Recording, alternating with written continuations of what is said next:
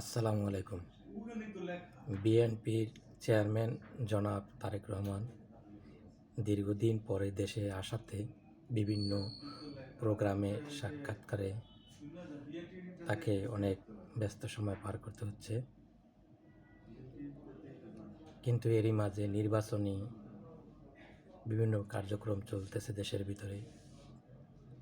তো বিভিন্ন প্রোগ্রাম সাক্ষাৎকারে ব্যস্ত থাকলেও বিএনপির নীতি নির্ধারকদেরকে চারদিকে খেয়াল রাখতে হবে দেশের ভিতরে কোনো ধরনের কোনো কিছু নির্বাচন নিয়ে হচ্ছে কি না। আমার মনে হয় কোনো কিছু হচ্ছে। এই খেয়ালটা না রাখলে বিএনপি হয়তো আগামী নির্বাচনে বড় ধরনের মাশুল দিতেও হতে পারে। তো বিএনপির যারা নির্বাচন নিয়ে প্রচার প্রোগ্রামে ব্যস্ত আছেন তারা অবশ্যই আগে নির্বাচনের চারিদিকে সজাগ দৃষ্টি রাখেন।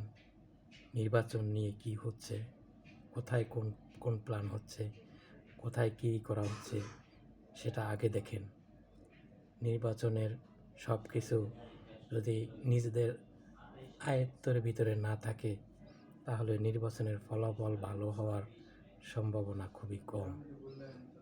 দেশের জনগণ বিএনপিকে সাপোর্ট দেবে, ভোট দেবে, এটা সত্য, কিন্তু সেই ফসল কিভাবে ঘরে আনতে হবে সেই কৌশল নির্ধারণ করতে হবে বিএনপিকে।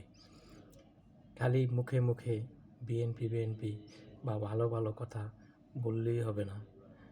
ভালো কথা, ভালো কাজ সেটা দেখাতে হবে ক্ষমতায় এসে, যে আমরা দেশের জনগণের জন্য নিবেদিত প্রাণ, দেশের উন্নয়নের জন্য আমরাই নিবেদিত প্রাণ। এটা ক্ষমতায় আসার পর ভালো ভালো কাজ করে দেখাতে হবে। এটাই